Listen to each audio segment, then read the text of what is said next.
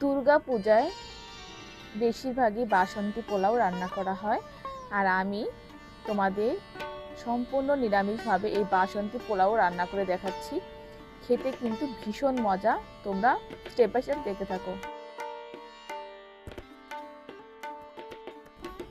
বাসন্তী পোলাও রান্না করতে আমার লাগছে কাজু বাদাম, পেস্তা বাদাম, কাঠবাদাম, কিশমিশ, এলাচ, দারচিনি, আদা, লবঙ্গ, জায়ফল আর ফুলের মতো একটা তো আমি বাটিতে 1 বাটি বাসমতি চাল নিয়েছি, দেখতে পাচ্ছ।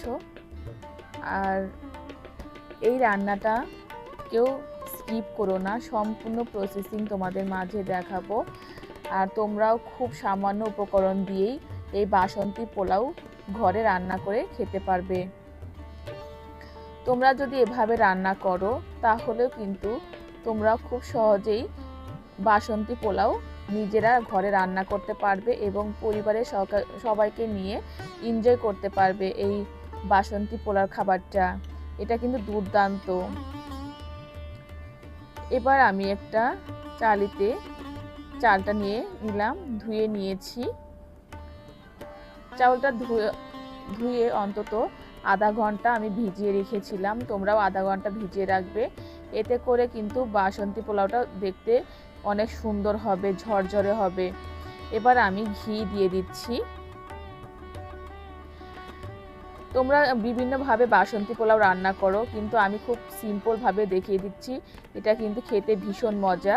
আর এখানে দিচ্ছি হলুদ। এবার আমি হলুদ এবং ঘি সুন্দর করে চাউলের সাথে মিশিয়ে দিব। তোমরা অনেকভাবে বাসন্তী পোলাও রান্না দেখেছো, খেয়েছো, কিন্তু এটা একদম সম্পূর্ণ ইউনিক, নতুন পদ্ধতিতে তৈরি করেছি। তোমরা যদি এভাবে তৈরি করো তাহলে বুঝতে পারবে এটার স্বাদটা কিন্তু ভীষণ মজা এবং আনকমন।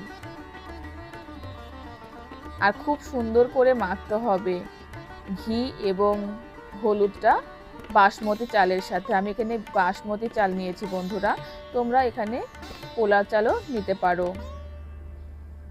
এতে কিন্তু স্বাদের কোনো হেরফের হবে না। এবার আমি আদা কুচি দিয়ে দিলাম, দেওয়ার পরে ভালো করে মেখে নিতে হবে।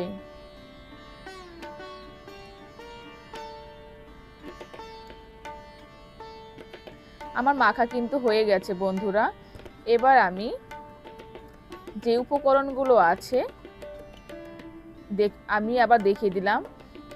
আর জল আমি ফুটিয়ে রাখবো আগের থেকে, এই জন্য জলটা ফুটিয়ে রাখলাম। ফ্রাই প্যান ভালো করে গরম করা হয়ে গেছে, এতে আমি ঘি ব্যবহার করছি। আর এই রান্নাটায় কিন্তু ঘি ব্যবহার করলে সবচেয়ে বেটার রেজাল্ট পাওয়া যাবে। ঘিটা পুরোটা গলে গেছে। এবার আমি কাঠবাদাম ভালো করে ফ্রাই করে নিব। আর খুব বেশি কিন্তু ফ্রাই করা যাবে না, একটু ব্রাউন কালার হলেই কিন্তু উঠিয়ে নিতে হবে বন্ধুরা।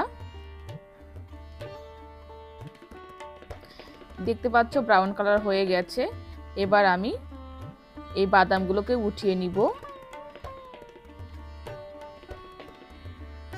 কাঠবাদাম কিন্তু এর থেকে বেশি ভাজা যাবে না। এবার আমি পেস্তা বাদাম দিয়ে দিব। এটাও হালকা ভেজে তুলে রাখবো।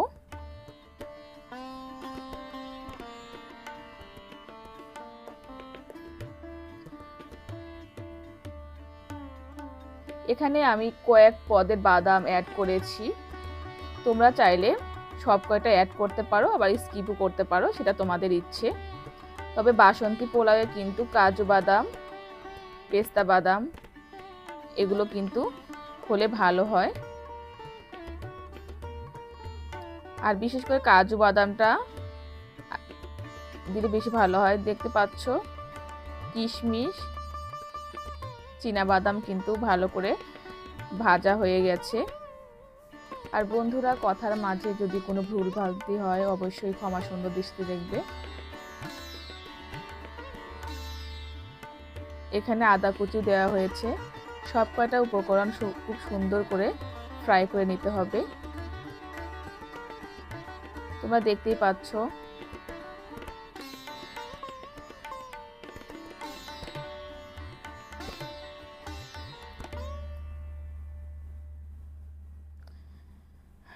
ভিডিওটা যেহেতু একটু বড়, তারপরেও তোমরা ভিডিওটা দেখো, অবশ্যই ভালো লাগবে।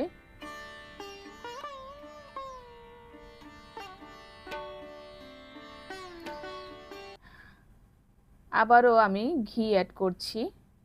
তোমরা চাইলে এখানে ঘিয়ের পরিবর্তে অন্য তেলও ব্যবহার করতে পারো, বা ঘি এবং তেল একসাথে ব্যবহার করতে পারো। আমি এই রান্নাটা পুরোটা ঘিয়ে করব, এজন্য আর কোনো তেল দিইনি।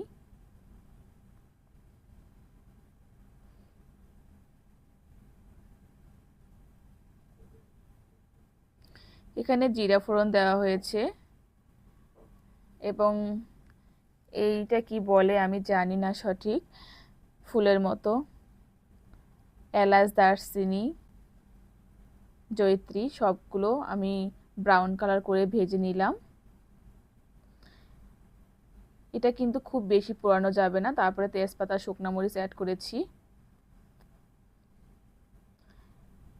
এবার আগে থেকে মেখে রাখা বাসমতি চালগুলো দিয়ে দিলাম। বাসমতি চাল দেওয়ার পরে কিন্তু খুব ভালো করে ফ্রাই করে নিতে হবে বন্ধুরা।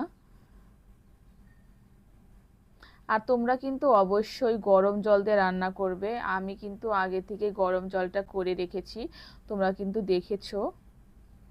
এটা কিন্তু খুব ভালো করে ফ্রাই করতে হবে বন্ধুরা।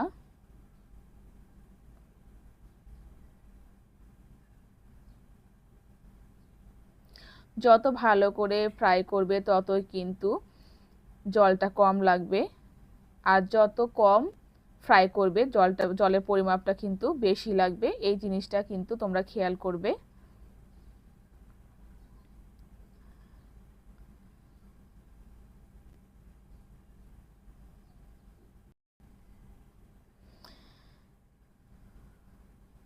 এটা কিন্তু সময় নিয়ে করতে হবে, তাড়াহুড়া করলে কিন্তু হবে না বন্ধুরা।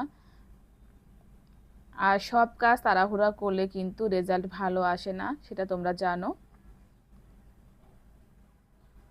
দেখো বন্ধুরা, আমার কিন্তু ভাজা হয়ে গেছে, দেখতে পাচ্ছ। এখন আমি গরম জল অ্যাড করব। আমি প্রথমে 1 বাটি জল দিলাম, 2 বাটি জল দিলাম, 3 বাটি, দেখতে পাচ্ছ। তোমরা এই 1 বাটি চালে 3 বাটি জল দেবে।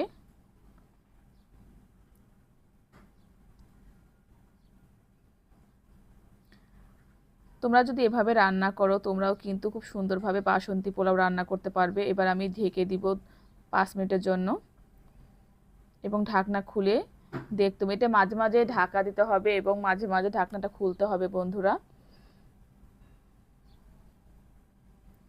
এবার আগে থেকে ভেজে রাখা বাদাম, কিশমিশগুলো সব দিয়ে দিব।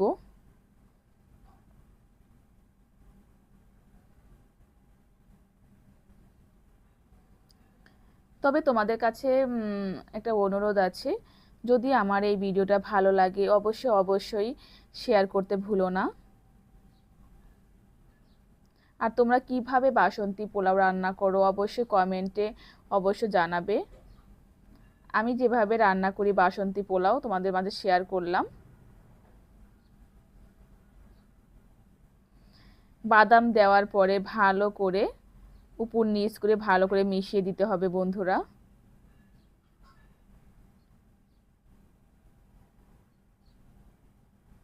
দেখতে পাচ্ছ। এখন পরিমাণ মতো লবণ দিতে হবে বন্ধুরা। ভাজার সময় কিন্তু কখনো লবণ দেবে না।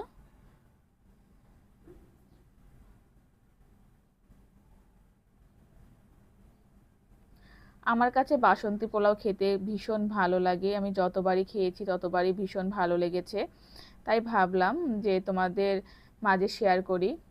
আর মাত্র কয়েক মাস পরেই দুর্গাপূজা, আর বিশেষ করে এই দুর্গাপূজাতেই বাসন্তী পোলাওটা বেশি রান্না করা হয়ে থাকে। তোমরা অবশ্যই বাসায় ট্রাই করবে।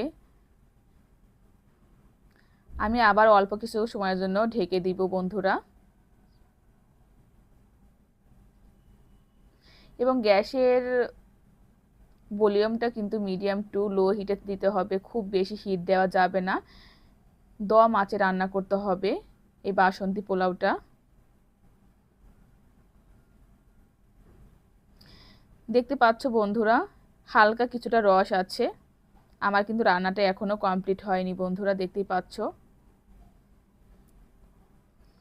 একটু পরপরই, যেহেতু আমরা দম আঁচে রান্না করছি, একটু পরপরই কিন্তু ঢাকনা খুলে ভালো করে মিশিয়ে দিতে হবে, আর যাতে তলা লেগে না যায় এদিকে কিন্তু সতর্ক থাকতে হবে।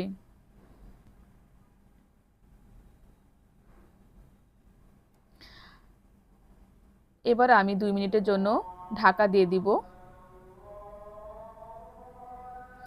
যাতে চাউলটা একদম সুসেদ্ধ হয়, কারণ সুসেদ্ধ চাউলটা না ফুটলে কিন্তু খেতে একদম ভালো লাগবে না। বন্ধুরা আমার 2 মিনিট হয়ে গেছে, দেখো ঢাকনাটা খুলে দেখো কত সুন্দর ঝরঝরে হয়েছে, এবং চালটা কিন্তু খুব সুন্দর করে ফুটেছে, দেখতেই পাচ্ছ একদম ঝরঝরে হয়েছে। তোমরা যদি, আমি আবারও বলছি, তোমরা যদি 1 বাটি চাল নাও তাহলে 3 বাটি গরম জল লাগবে, আর তোমরা জলটা আগে থেকে ফুটিয়ে নেবে।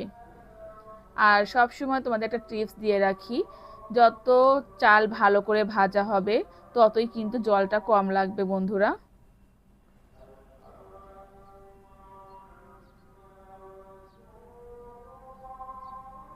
দেখতে পাচ্ছ একদম ঝরঝরে।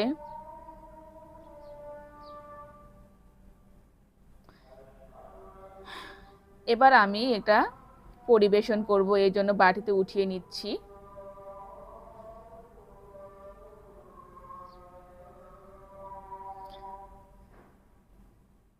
কেমন লাগলো বন্ধুরা আমার এই রেসিপিটা? অবশ্যই যদি ভালো লেগে থাকে অবশ্যই সিন্ধু করুণাময়ী কিচেনের পাশে থেকো। আর তোমাদের অনেক অনেক ধন্যবাদ জানাই, তোমাদের অমূল্য সময় থেকে আমাকে সময় দেওয়ার জন্য। ব্যাস তৈরি হয়ে গেল আমার বাসন্তী পোলাও রেসিপি। কেমন লাগলো এই রেসিপি? আশা করছি ভালো লেগেছে। আজ বিদায় নিচ্ছি, সবাই ভালো থাকো, টাটা।